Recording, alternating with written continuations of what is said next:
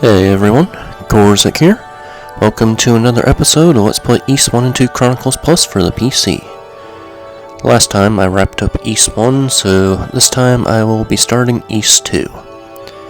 Now I should point out that both Ys 1 and 2 are basically two halves to the same story, so if you haven't already, then I highly recommend that you finish Ys 1 before you begin Ys 2. Because Ys 2 picks up right where Ys 1 left off, pretty much. Before I get started, I want to mention something that I completely forgot to point out in my Ys 1 playthrough. And that is that if you go into the options menu, you can choose which soundtrack you want to hear throughout the game. I have been listening to the complete soundtrack from the 2001 versions. That is what I'll continue to stick with, but if you want to, you can also choose to listen to the PC 88 soundtracks from the original versions of the game, released back in 1987 and 1988. Or you can also choose to listen to the Chronicles soundtrack from the 2009 versions of the game. But as I said, I will be sticking with the complete soundtrack. The soundtrack choice is only available in Chronicles and Chronicles Plus. However, in the Eternal version of the game, at least for Ys 1, there is also yet another soundtrack. As far as Ys 2 goes, both the Eternal and the complete soundtracks are the same thing. But yeah, pretty neat that they have that the Eternal version has its own unique soundtrack, but sadly that is not available to you in Chronicles or Plus. Speaking of the Eternal and Complete versions, those versions also have MIDIs that you can choose to listen to as well, provided that your system can handle it. But as with the Eternal soundtrack for Ys 1, the MIDIs are not available in Chronicles and Plus either. But still, nice that these versions of the game do give you a choice of which soundtrack you want to use, but yeah. Okay, with that out of the way, let's begin. Game mode choice again refers to the art style the close-up scenes will use. I will again be choosing complete. Difficulty level. I will again be choosing Nightmare, however, I do want to mention that Ys 2 is generally easier on the whole than Ys 1 is. Difficulty level in Ys 2 actually only affects bosses. As far as regular enemies go, they do the same amount of damage to you, and you do the same amount of damage to them. I think the one difference that difficulty selection makes is that they might move faster. Easy difficulty actually makes it so that you don't even need to be properly aligned with the enemies in order to damage them. So even if you attack them head on, you will damage them, but they won't damage you. And that's not the case for Ys 1 actually. In Ys 1, regardless of difficulty, you still need to attack them off-center. And also in Ys 1, if you choose easy difficulty, then the enemies are going to do less damage to you. But in Ys 2, for some reason, regardless if you choose easy or you choose nightmare, the enemies will do the same amount of damage, except for the bosses. So that's kind of curious. Makes me wonder if that's a bug or not. Anyways, as I said, I will be choosing nightmare. And I will be quiet for these opening scenes here.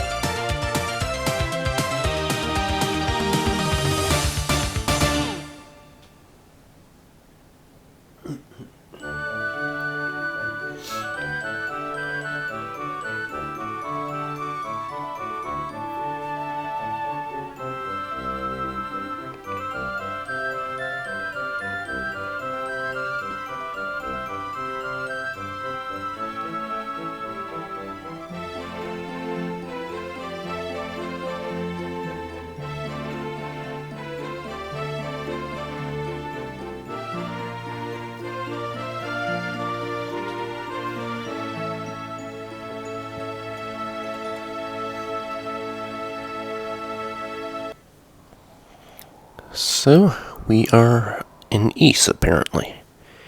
And if you notice there, Ys is floating in the air. So, that floating island in the sky from Ys 1's credits, yep, that is Ys. I should point out that this playthrough is also using first playthrough settings.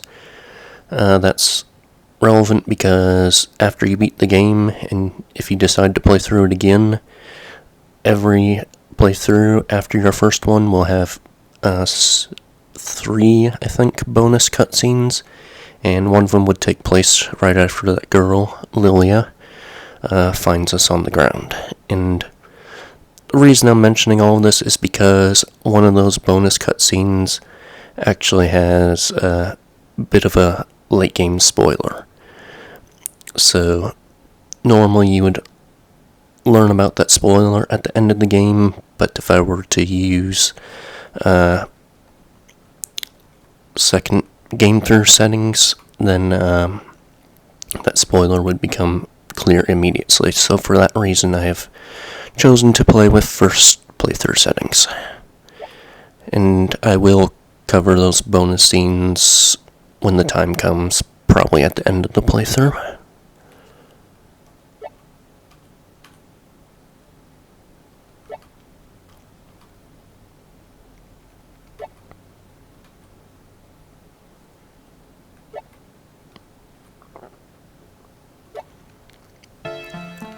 So it would seem that Adel has been taken to Lilia's house. Lilia is the girl that found us on the ground.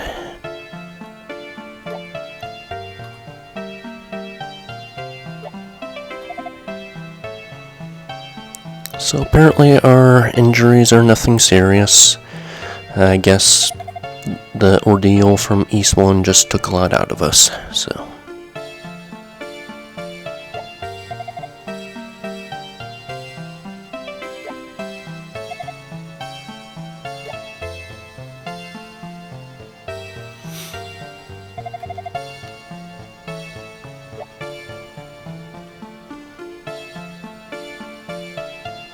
Alright, with that, we are free to move around. I'm going to pull up my status here. As you can see in the top left corner, we have reverted to level 1. So if you check your equipment, none of it carries over from Ys 1. All their weapons and armor are gone. As far as items go, the only thing that we have kept are the books of Ys. So that will become clear as to why pretty shortly, but yeah, I think it's kind of a cheap move, but I think the reason they did it was because, one, it's a new game, and so they don't want you to start off with the silver swords straight out the gate. So that's why everything has been reset pretty much. Anyways, as we attempt to leave, Benoa, Lilias Mother, stops us.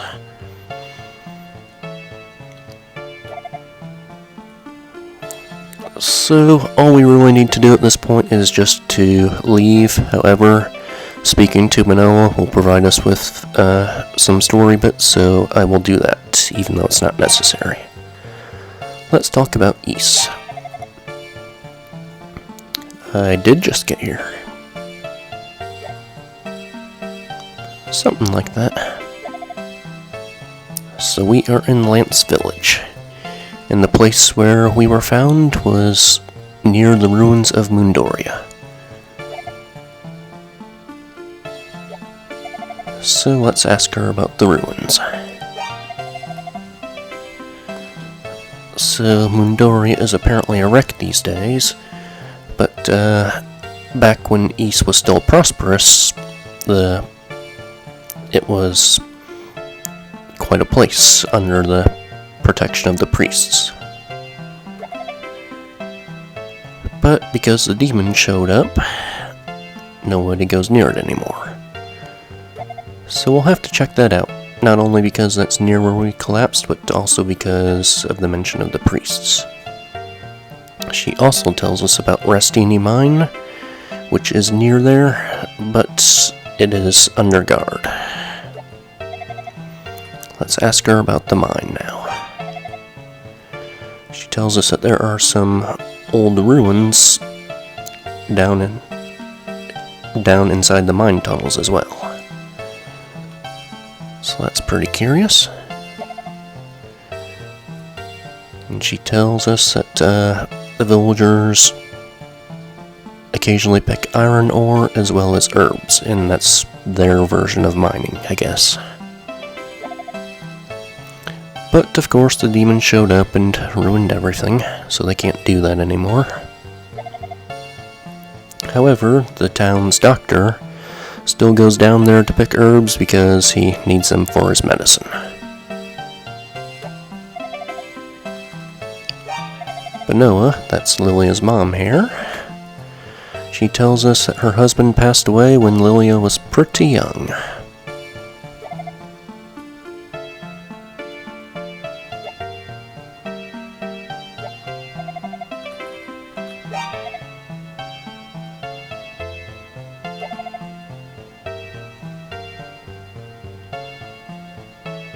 Alright, let's leave.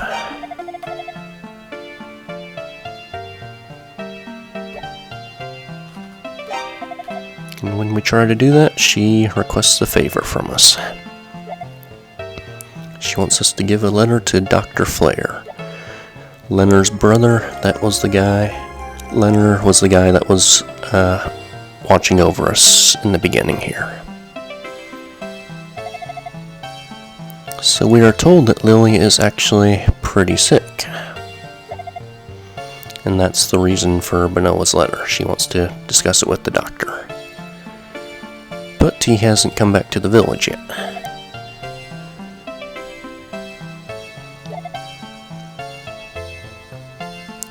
Sure thing.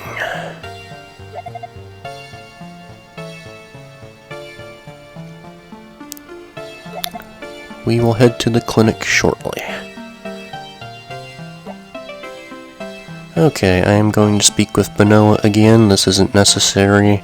However, I want to do it mostly because if you choose to speak to Benoa about Lilia after she gives you the letter, you learn a little bit more about Lilia's illness.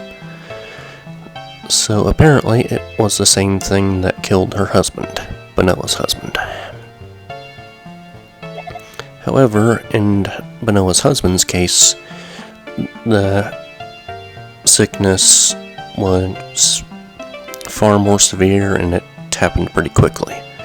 But in Lilia's case, I believe she has had it for a while, but not nearly as severe as Benoa's husband's.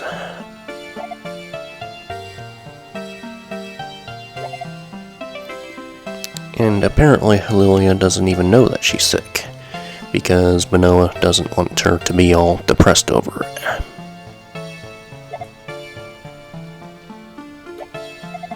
Okay, before I leave, I also want to point out that you can take a rest in Lilia's house again if you need to recover HP quickly, if you don't want to stand outside and slowly wait for your health to refill. That is an option. You can also get your health refilled at the clinic, which we will head to now. It's straight north of Lilia's house. This building here. If you're ever confused about which building is which, you can always check the signs right next to the door. So that's a bit of a step up from Ys I. Ys I did have signs in a lot of cases, however, you couldn't interact with them to verify which building was which. But in Ys II, you can check them out and see what's what. So this is the clinic, the Raw Family Wellness Clinic. Let's head inside and see if Dr. Flair's in. There's Leonard in a panic.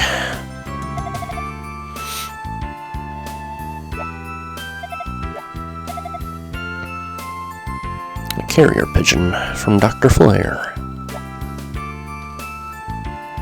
Sounds like there was a cave-in at the Rasteenie Mine, and the doctor is trapped.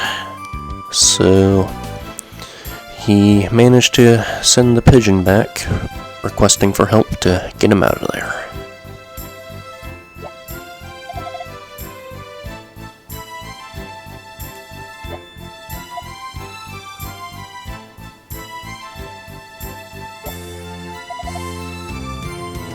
So Leonard says that he would be lost down there, and he's not a warrior either, so the demons would probably get to him. So sending him, probably not the best idea.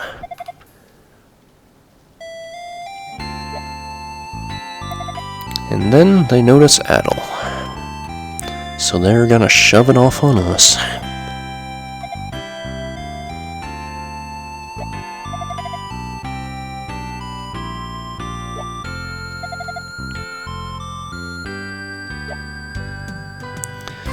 So, since Benoa has asked us to find Dr. Flair anyways to deliver the letter to him, we may as well agree to help.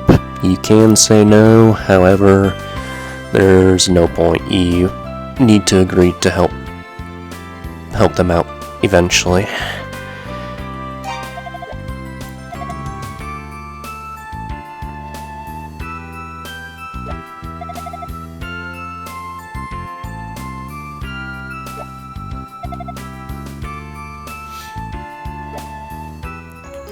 So we are given some cash, 300 gold. Not as much as we started out with in Ys I, but this will be enough to get us started. You can get more. I'll make mention of that briefly in a little bit here.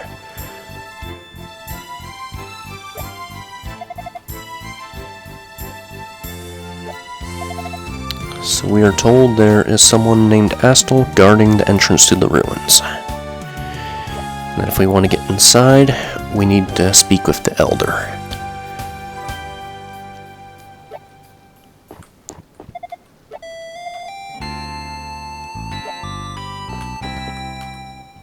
Okay, if you talk to the nurse,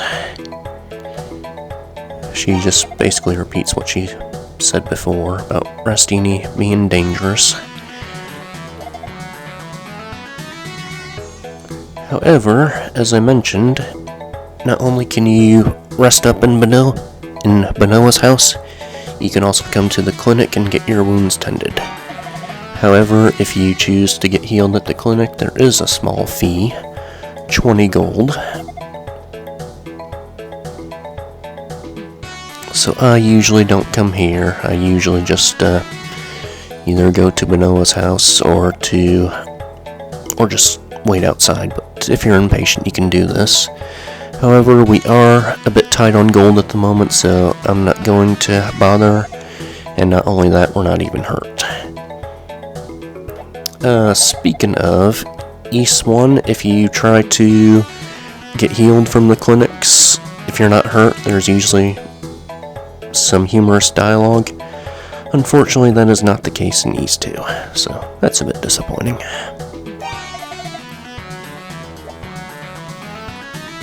If you want to, you can buy herbs from the clinic. They cost 30 gold apiece. However, as I mentioned, we are short on gold at the moment, so I'm not going to bother right now. And besides, we can find some for free later on in the game, so no point in my opinion.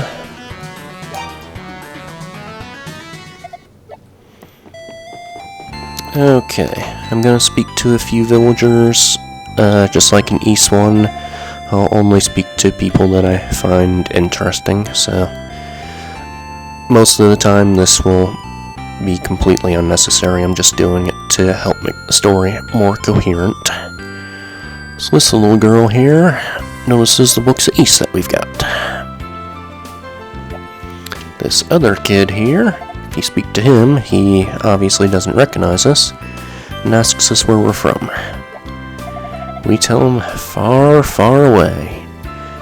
He's not buying it. Why, yes I do.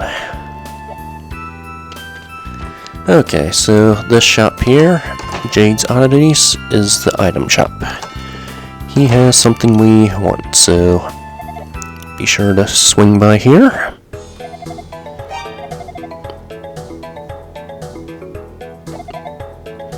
The wing is back. So since we will be heading into Rasteenie Mine, it would be a good idea to purchase one of these to make for a quick escape.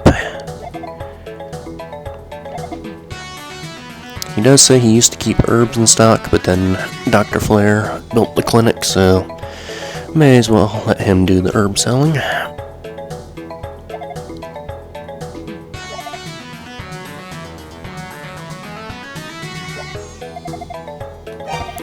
Okay, so the wing costs us 100 gold. A little bit cheaper than it was in Ys I, so that's nice.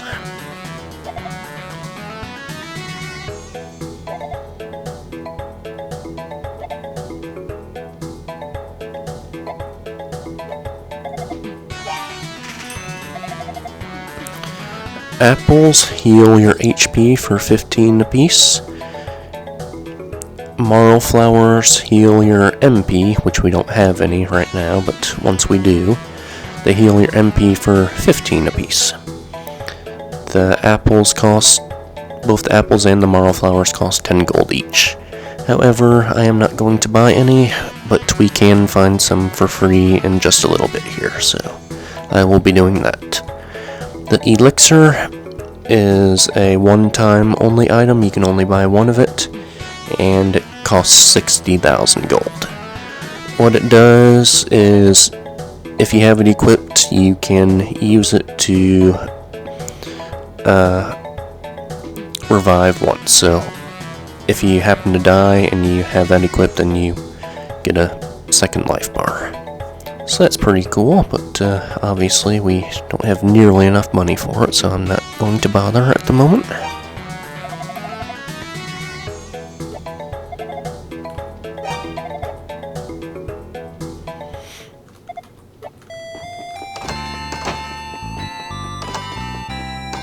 In here, this is the weapon shop, Guido's Armory. So let's talk to him. He does say his stock is a bit low right now.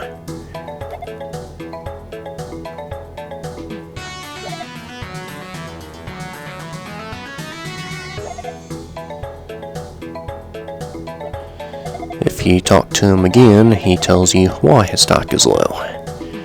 Because they don't have the necessary materials. Iron ore. And that is because the mine where they get the ore from is swarming with demons. And no one's willing to brave the dangers.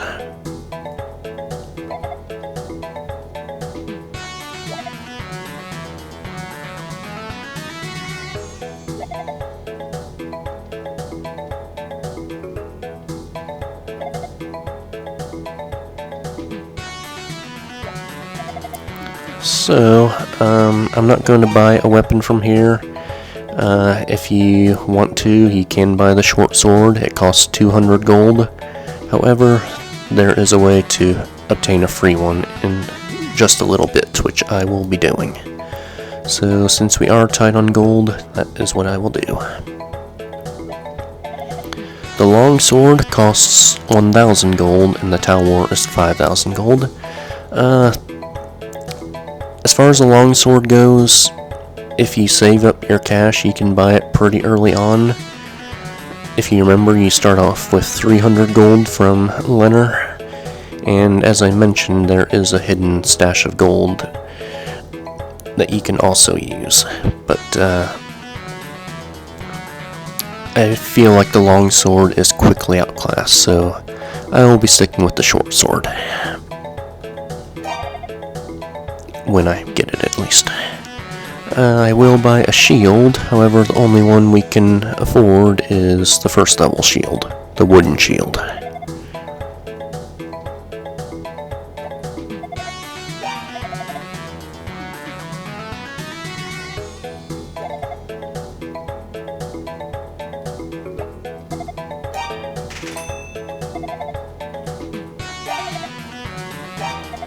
And as far as armor goes, like he said, there's not much selection because of the iron ore shortage. The chainmail armor. I will not be getting this. I feel like I can do without it. It costs 500 gold. If you want to, I will briefly mention how to accumulate the gold for that in a little bit here. But as I said, I feel like I can get away without it. But if you want it, then I will show you how to do that in just a little bit. Laszlo here, he is the guy in charge of making the armor. But because demons are swarming the mine, he can't do that. And he's even tried to use Pickard skin, but no luck there. Speaking of the demons, this lady tells us that they showed up 6 months ago, around the same time that they started appearing in Asteria. So, coincidence?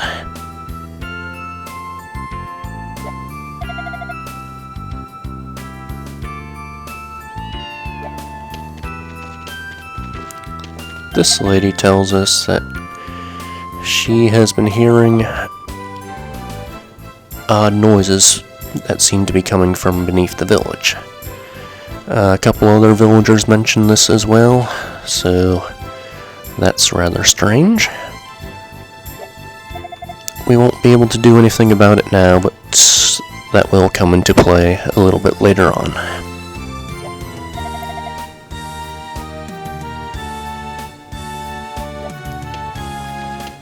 This lady says that there is an old stone tablet within the ruins of Mundoria. It talks about a place called the Sanctuary of Toll. So she suggests finding it if we're interested. We actually don't need to find it at all, however I will be doing it because it does provide a hint as to how to proceed a little bit later on. This guy mentions that he is really wanting to sample a rotofruit again. Rotofruits can be found in the ruins of Mundoria, however, because of the demons, he doesn't want to risk picking one again. The reason this is important is because we will learn a little bit later on that one of the ingredients to make Lilia's medicine is a rotofruit.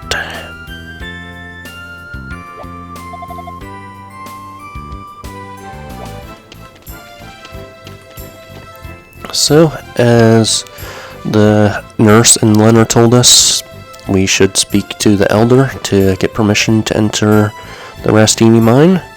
This is the elder's house, and he is sitting right outside here. I should mention that if you have not agreed to rescue Dr. Flair from the mine, then the elder will never appear. So you need to do that, and then you need to speak with the elder. And this is needed to get inside the Rasteenie Mine, so...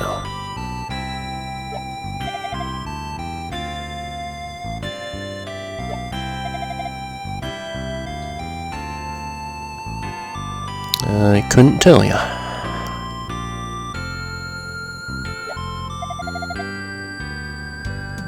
So he says those girls look just like the goddesses. That's rather curious.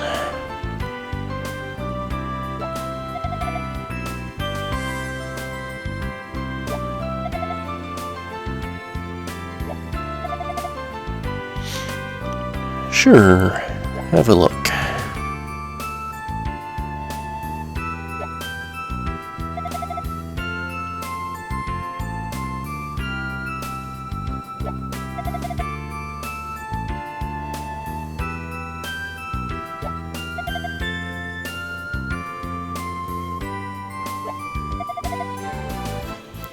So he tells us that within the Rasteenie Mine, there is a place called the Sanctuary of Toll, and there have been priest statues there. So we should visit those statues and return the books of Ys to them. And by doing so, we might be able to learn just what the heck we are doing here, like why the book sent us here in the first place.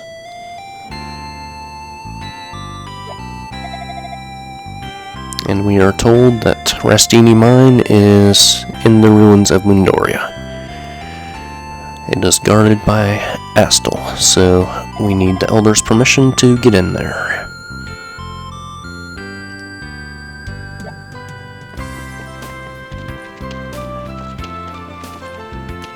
Over here is a billboard.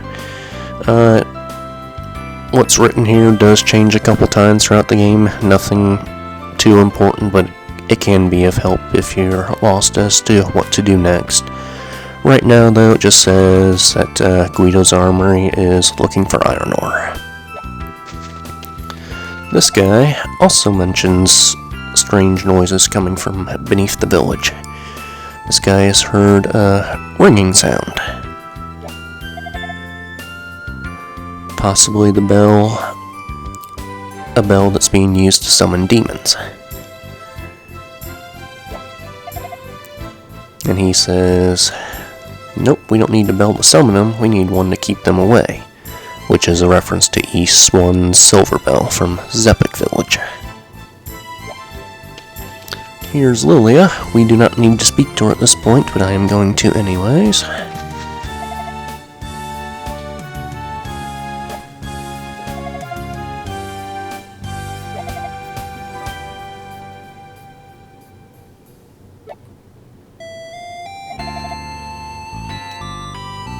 So she gives us an apple.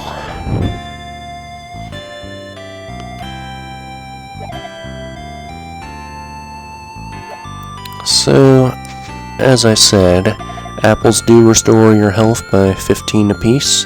However, what you can also do is you can give them to the villagers. So, I'll cover this more in the bonus video, but the reason you might want to do this is because the villagers often say interesting things, and one of those things is the location to a secret gold stash. The person you need to give gifts to is in this house here, I believe. Yes, this one. Brodys House. So what you do is you give Brody 5 gifts. You can give him apples, you can give him marl flowers, basically anything that will recover your HP or your MP, or you can also gift people wings. So if you gift Brody 5 things, he will tell you where to find a stash of gold, which is 500 gold, enough to purchase the armor if you want to. However, I feel comfortable going without it, so I'm not going to bother. I will show that off in the bonus video, though. And as I said, you do need 5 gifts, but we only have 1. So a good place to gather some is to head over here to the northwest, up those stairs there, and off to the left. You can pick some apples. And this flower on the ground is a marl flower. The apples, they take 5 minutes to recharge, to grow back.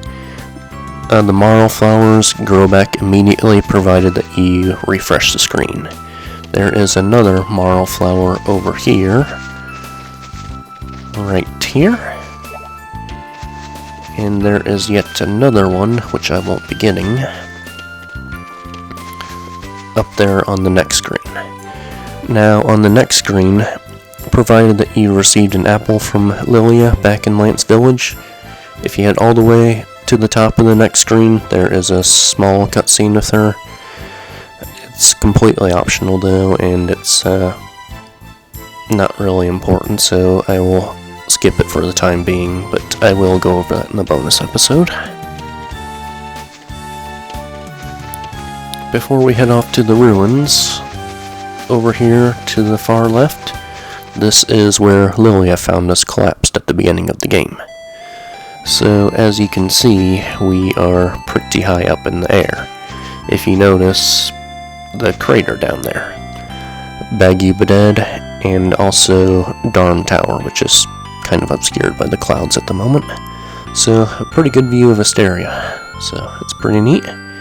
And no, you cannot run off the edge, but as you can see, occasionally he can kick rocks off the edge of it, so neat little touch, I think. Anyways, the ruins of Endora are to the northeast here. Right here. And we are given a tutorial again. Pretty much the same thing as Ys I's tutorial, however, there is something here. It says attack diagonally to guarantee success. That's only partially true. That advice works well enough for normal difficulty, but as far as Hard and Nightmare are concerned, that can backfire on you. If you try to attack enemies diagonally on Hard and Nightmare, it might work, but it's just as possible that you will take damage that way. On normal difficulty, that's pretty much a foolproof method of attacking them, though. So, as far as Hard and Nightmare are concerned, I think it's best just to stick with the traditional up and down methods of attacking enemies. As you can see here, I'm not doing much damage, and that is because I don't have a weapon yet. So let's fix that. And yes, there is a treasure chest there. I will not be going over that this episode. I will do it probably in the second episode. We can't get to it at the moment anyways. Okay, so to get a free short sword, you want to head all the way over to the right tier. Up here, there are some enemies guarding a chest, these rock golems. However, we are completely unable to damage them. Most enemies in Ys II, even if you're not strong enough, you can do at least a little bit of damage to them. However, there are a few cases, like these rock golems, where you can't do any damage at all until you have the appropriate amount of strength. So we will have to put that off for now. Up here, and right next to this goddess statue here, is this old man. Talk to him.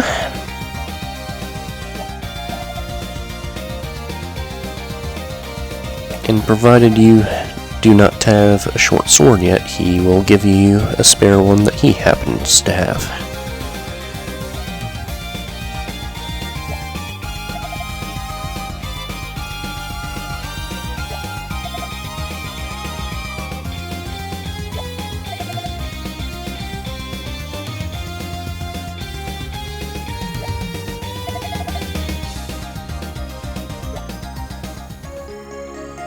So we have a short sword now. Be certain that you equip it as well as any armor that you may have bought. If you speak to him again, he says he has a favor to ask of us. However, he doesn't think we are strong enough to actually carry it out just yet. So we need to grind. All throughout Ys II, you will need to grind quite a bit. Max level in this game is 55, a huge step up compared to Ys I's max level of 10. So it's definitely recommended to kill whatever enemies you can along the way. Right now we need to get to level 4, which is a total of 200 experience. So up here, this fruit on the ground, This is a Rotafruit. And I'm going to stand still because that enemy did attack me. Did damage me. Okay, we're back. So the best place to grind in the ruins here is right over here. There are several enemies here. Before I get started on that though, here is the stone tablet that one girl in the village was telling us about. As I said before, this is completely optional. You can skip it altogether if you want to. However, it does provide a clue on how to proceed a little bit later, so let's equip it and use it.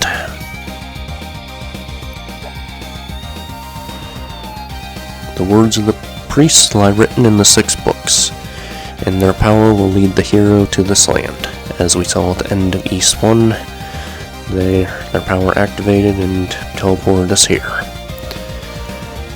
So below ground there is a door that was sealed shut to stop the demons. But when the books have been restored to the priests, then the seal on that door will be released. So if the elder telling us to seek out the priest statues and return the books to them wasn't enough incentive, then this tablet telling us about the sealed door should provide yet another incentive. Okay, let's grind a bit.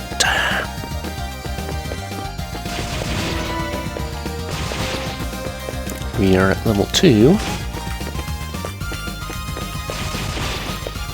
I don't know if you could see it, but that red enemy was flashing. So in addition to enemies dealing collision damage, they can also do a melee attack. Like that. So their melee attacks actually do a different amount of damage than if they were to simply walk into you. Those blue zombies can only deal collision damage, but most enemies do have a melee attack. A couple enemies can fire projectiles at you later in the game, so that's a thing to watch out for, but yep, so even if you have an enemy pinned up against the wall, you do still gotta be careful that you don't run into their melee attack by mistake.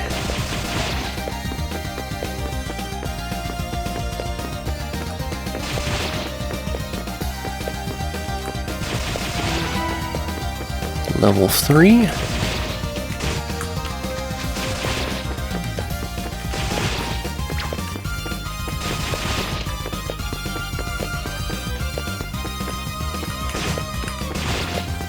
And I'm not doing so good here. But that's why I bought the shield.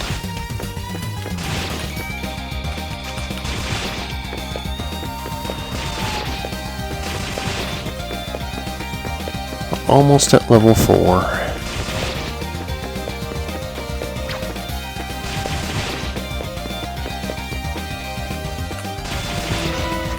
Okay, we are at level 4 now.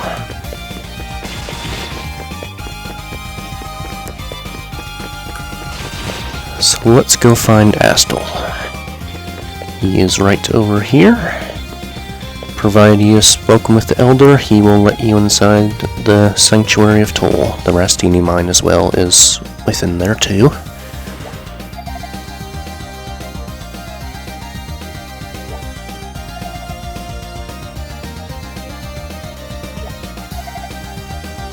Indeed.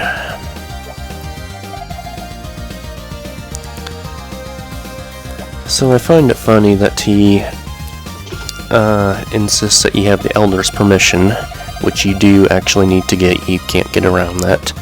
However, he's like, oh, you have the elder's permission? Well, okay. He just kind of takes you at your word. He doesn't bother to like double check somehow to make sure that you actually did get permission from the elder. So for all he knows, we're just conning him.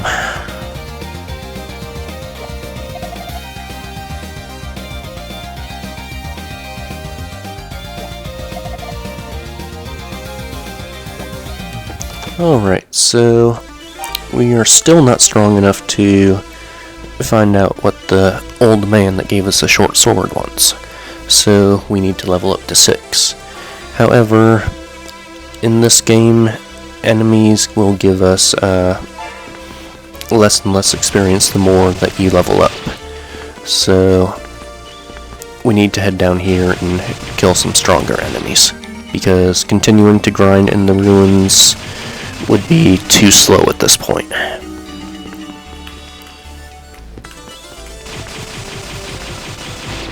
So let's head inside this door here. And we are in the Tomb of Hadal. So here's one of the priest statues. Approach it, and one of the books will automatically be returned. And it looks like we got voices in our head now. Oh boy. Hadal's going crazy. In all seriousness though, talking to the priests does give you a bit of backstory, and it is also necessary. So we are told that disaster once again has befallen Ys. Because if you remember, the books of Ys detail a tragedy that took place several hundred years ago in the past. And the reason for that, well, I think one of the other priests will elaborate on it a bit more. But we were told that the person that controls the demons apparently resides within Salomon Shrine. So the way to Salomon Shrine will be open to us after we have returned the books of Ys to the priests. Talking to these statues does also heal you as well, so that's very helpful.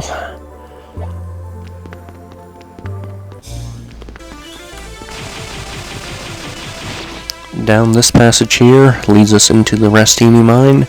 However, I am going to avoid it for the time being, because we need to get that chest that the rock golems are guarding.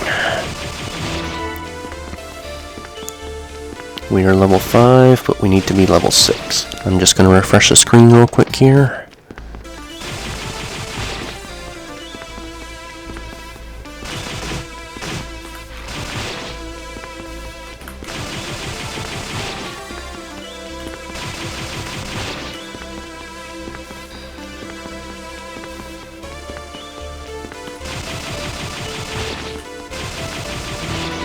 Okay, we are level 6 now. And by the way, this is the door, the sealed door that was mentioned in the tablet, so we cannot get through there yet. Alright, now that we have reached level 6, let's see what the old man wants. You don't need to speak with him, but for story reasons I'm going to anyways.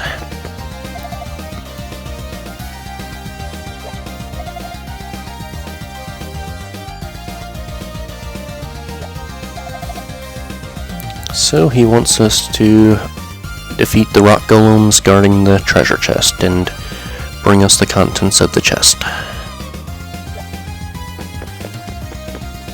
So, in order to kill the rock golems, you need to be level 6 with the short sword, or if you have saved up and managed to purchase the long sword, you can kill them as early as level 4. However, even if you're level 4 with the long sword, the old man won't tell you what he actually wants until you reach level 6, which is kind of strange, but yeah. Anyways, let's see what's inside. The Rod of Divinity.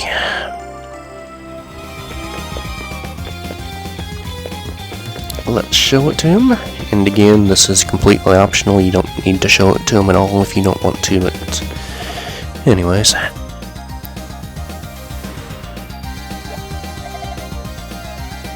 So somehow he always knew it would be in the chest.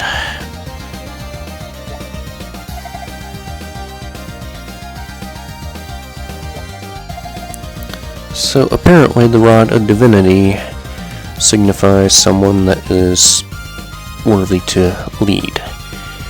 And we are also told that the magic of the priests will be given to one who possesses the rod. So if we touch the rod to the goddess statue, then we will be granted the power to use magic.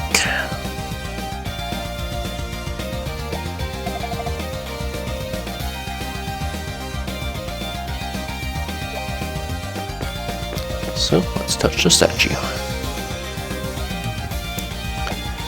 Doing so, we now have MP. However, we do not actually have any spells to use yet, but we will find some in a little bit here.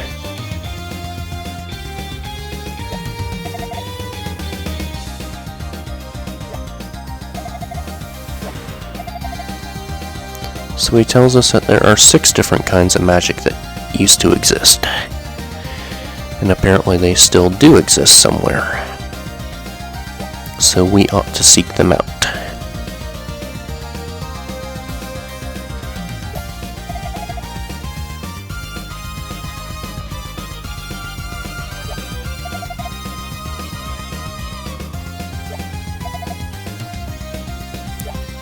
Alright, with that, let's go back to the Sanctuary of Toll. And by the way, once you kill the first rock golem, they become mobile all of a sudden, so that's a bit of a surprise.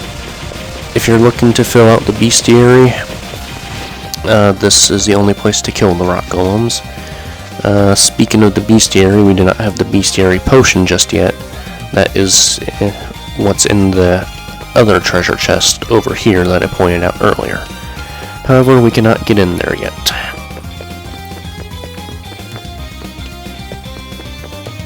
Okay, back to the sanctuary.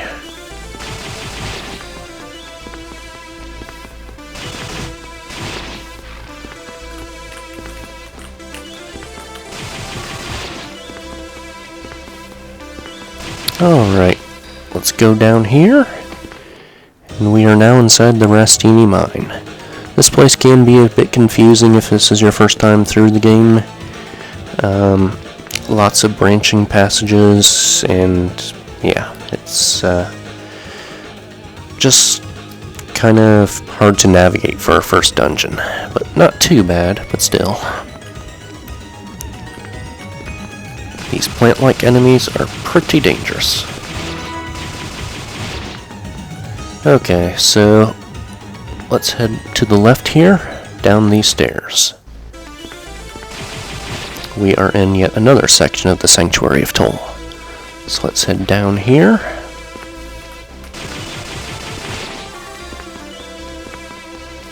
And there is another door down here. So this is Tova's tomb. Let's speak to him. Okay, so here he's actually has a little bit of misinformation. Actually, pretty much all of it. So he says Hadal bears the magic of fire. Tova here is actually the one that bears the fire magic. He's also calling himself the Priest of Wisdom, however, that title actually belongs to Priest Gemma. So, what he's saying is that each of the priests can grant Adel a new power. He says we will need all 6, but yet again, he is talking out of his ass. We actually only need 4 of the 6 magics to complete the game. 2 of them are in fact optional.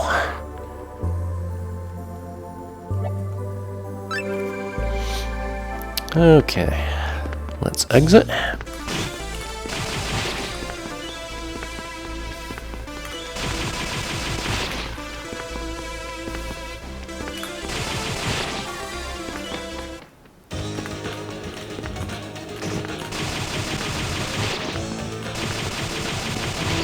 This time we will head to the far right.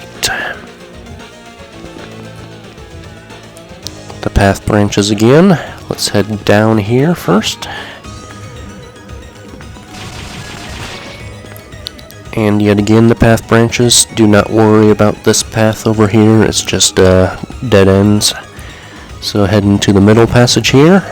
And be very careful of these pink enemies. They are the strongest enemies in this part of the mine. So in this room, there is a matok up here in the corner. There are several matoks throughout the mine. However, this is the only usable one. So be sure that you grab it.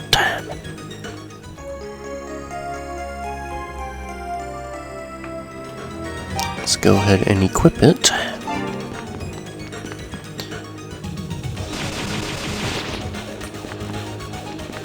Okay, this time we will head to the left passage.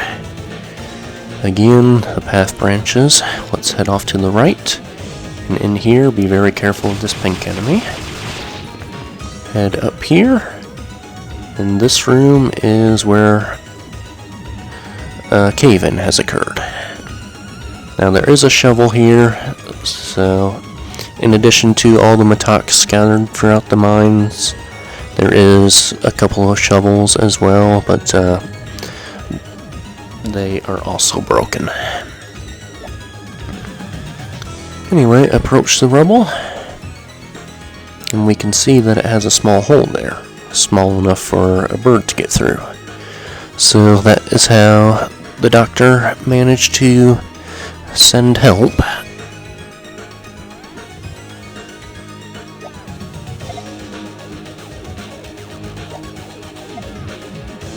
Nope, not a demon.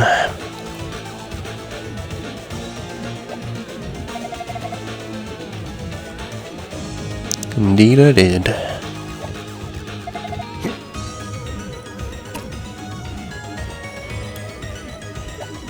So, equip the matok and use it.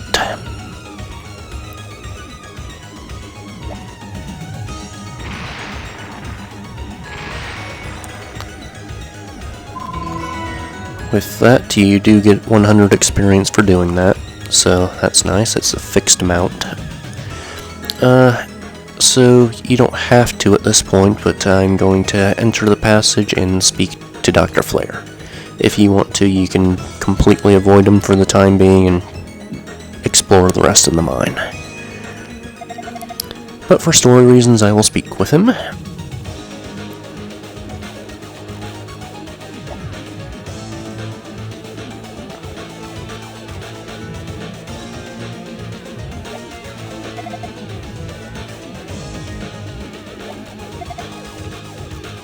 Yep, sure is.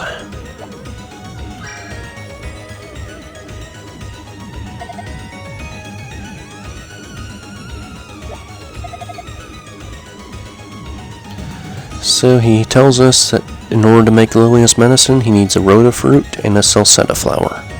We have found a rota fruit from the ruins of Endora already, but if you don't happen to have one, he tells you where to find it. As far as the salsetta flower goes, they grow in dark areas and close to bodies of water. So we're in a dark area, a mine, but no bodies of water just yet.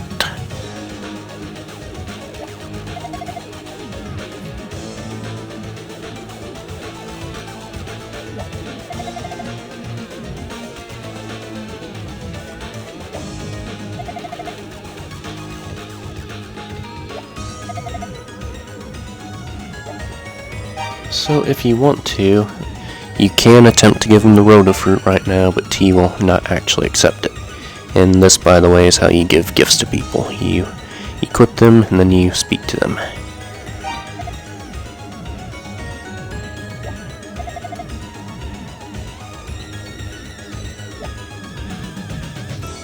Okay. So if you approach this other pile of rubble over here, you get some dialogue from the doctor.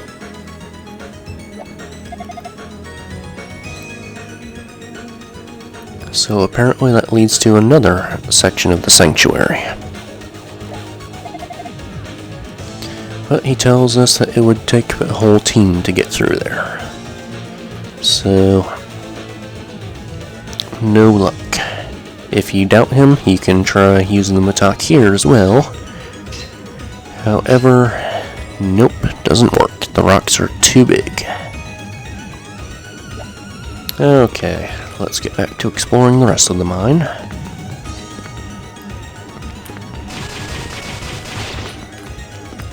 Back at the fork, let's head to the far left.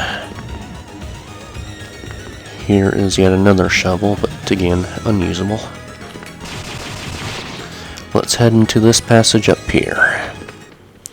Yet another sanctuary of Toll. Head inside this door and approach Dappy's statue.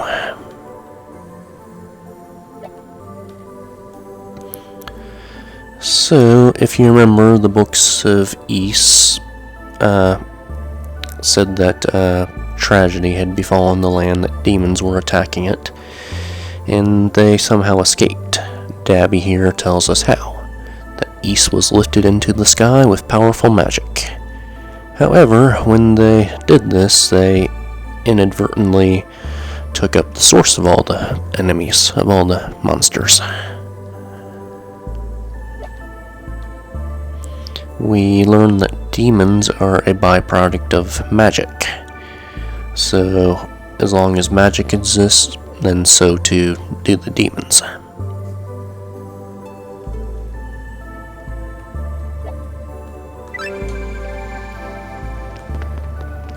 Okay, before we get to exploring the rest of the mine, if you go up here, there is a treasure chest containing an optional equipment accessory. The Lilia ring. What this does, if you equip it, at the top of the screen there you can see it says parry an enemy's attack once in a while. So if an enemy does manage to make contact with you, then if you have the Lilia ring equipped, randomly the damage will be negated. So I don't know of a way to manipulate the ring to always take effect, but it's pretty handy to have.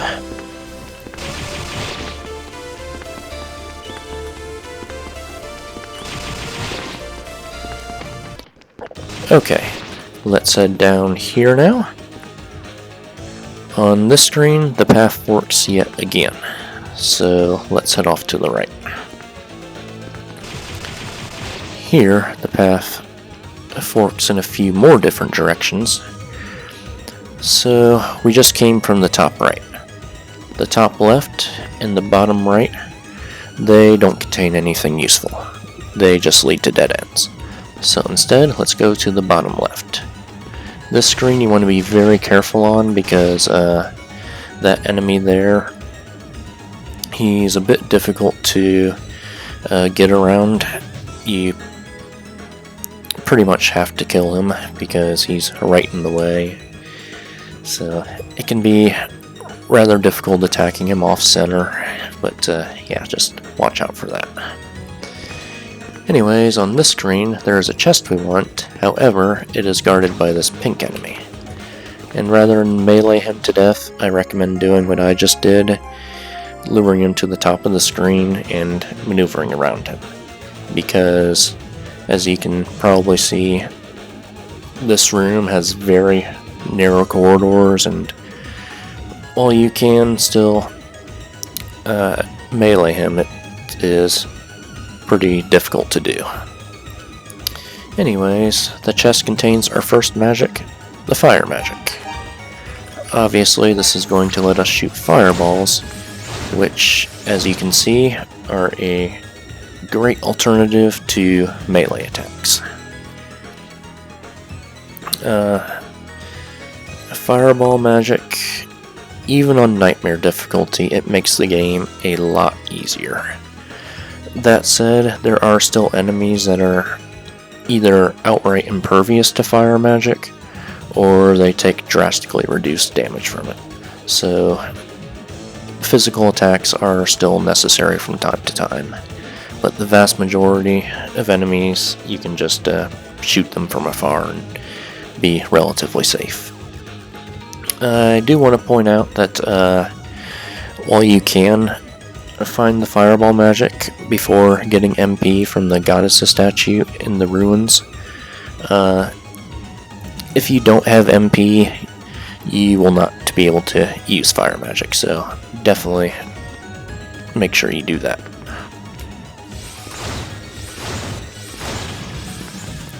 Okay, let's head back this way. Back at the fork, let's head to the left now. So here, we have finally found a body of water. However, the plant growing next to it is an herb. What herbs do is they restore 50 HP, which is pretty useful, especially because in Ys II you can actually use healing items during boss battles, which is pretty nice. However, we still need to find a salsetta flower, so it appears we will need to head deeper into the mine to get that. So here the path forks yet again. To the right there's nothing useful, just more dead ends, so let's head to the middle.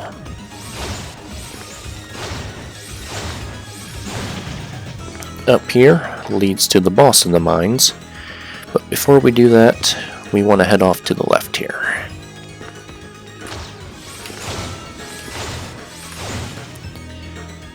Okay, right here there is actually a matok, a broken one, just like the broken shovels. Like the broken shovels, you can actually interact with this, but it just says that it's broken, that the handle's rotted or whatever, so yep, there's just the one usable matok throughout the whole entire mine. Anyways, let's head down here.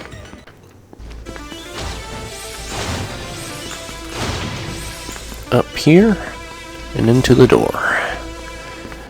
This is Gemma's tomb.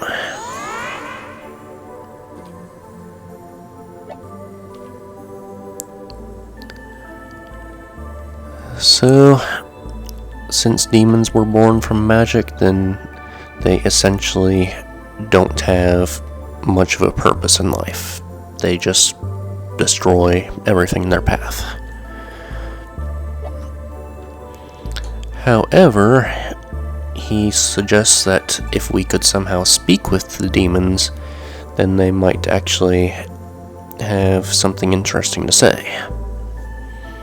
But we cannot do so at this point in time. So, something to note about the priest statues: along with restoring your HP, they also refill your MP as well, so use the fire magic to your heart's content. Down here, just a dead end. Nothing down there. Before heading back to the mine, head to the left, and in this doorway here, Messa's tomb.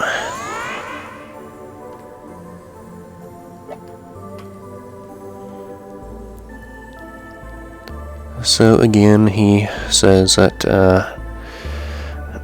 Ys was lifted up into the sky to escape the demons,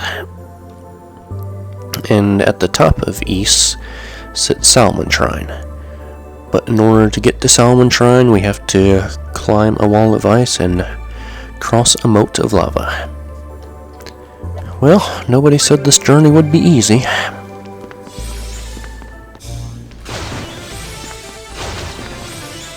Okay, back to the mine. Before we head to the boss, I recommend grinding for a bit.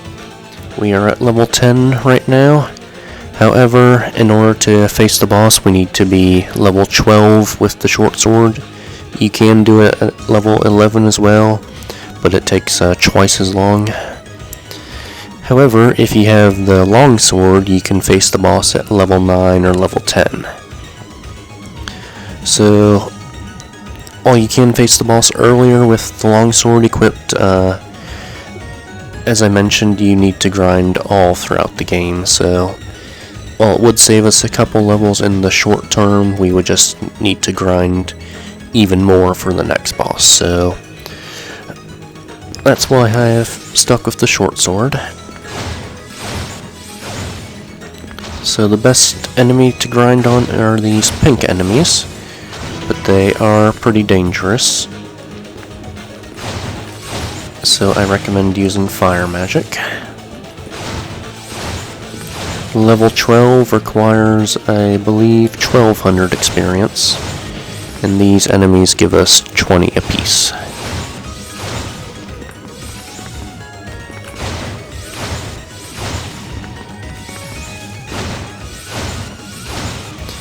One thing to mention about the fire magic is that you can charge it, as I'm doing now. You hold down the button and release, or you can do a single fireball. In regards to charging the fire magic, there are several different tiers of strength, so you can hold it down just for a little bit as soon as you start charging it. However, if you hold it down until Adel starts flashing, that is when it's at its strongest.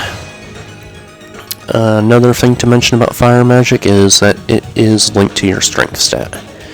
I don't think it's a 100% conversion of your strength transferring to magical strength, but it's pretty close. So even though fire magic is by far the most effective way to kill enemies, you do still need to keep your weapon upgraded for it to remain effective.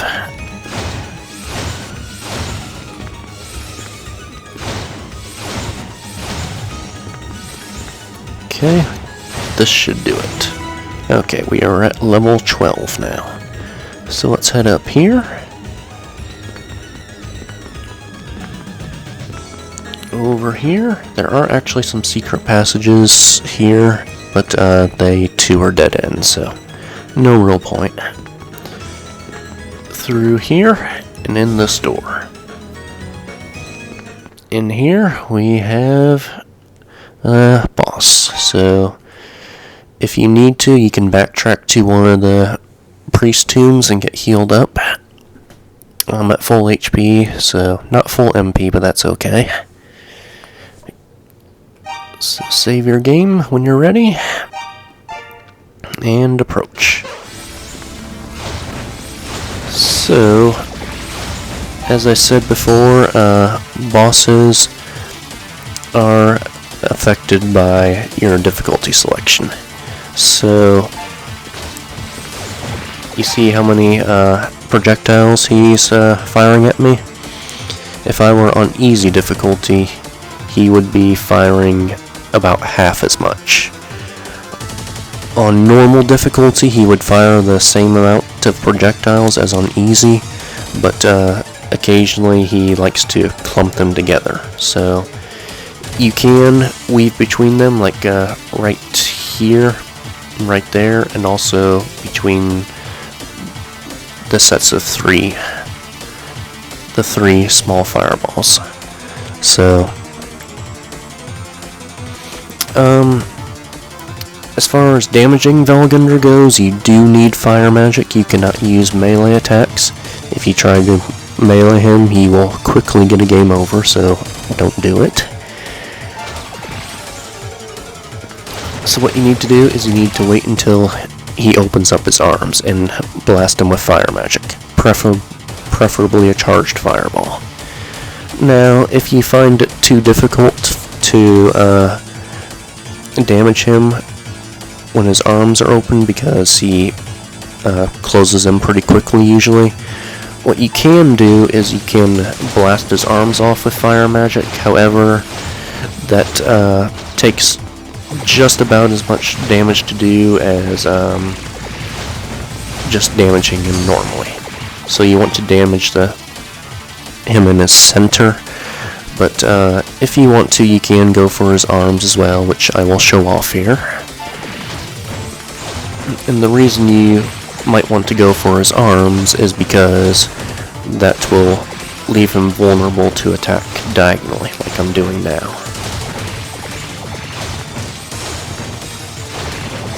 The easiest way to avoid Velgunder's fireballs, rather than trying to maneuver between them, is to lure him to the far ends of the room, quickly blast him, and then move over to the other side.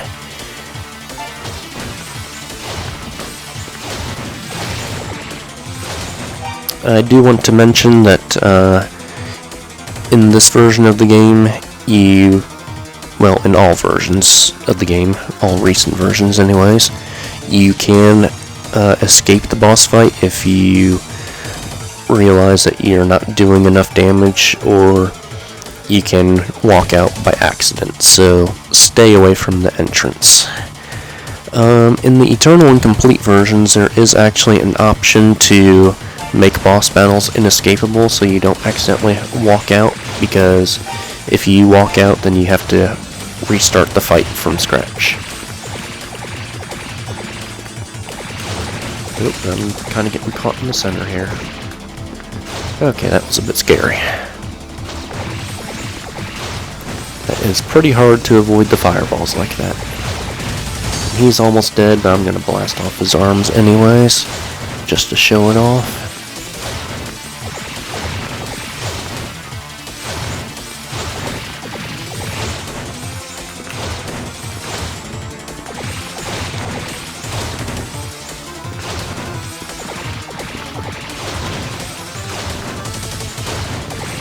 So now that his arm is blasted off, I can attack him diagonally. Like, oh, I got lucky there, the Clarion Ring kicked in. See how you can damage him like that. Makes the battle a bit easier, but it does take a while to get him that low on health. Anyways, you get, I think it's 400 experience for defeating him. That's a fixed amount, by the way. Bosses always give fixed amounts of experience, but the regular enemies do not. Anyways, we have more of the mine to explore, but I will continue exploring next episode. First, I will show off some of the bonus content that I have yet to do, and then I will continue the main playthrough. Anyways, that is all for now. Thank you guys for watching.